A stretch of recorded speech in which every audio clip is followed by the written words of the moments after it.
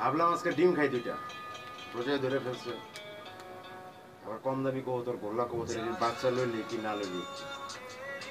Cheers.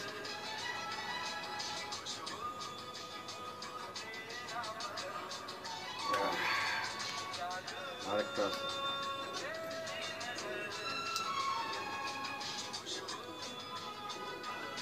Again, cheers all viewers. Okay, stop that. Cheers. Spot it down.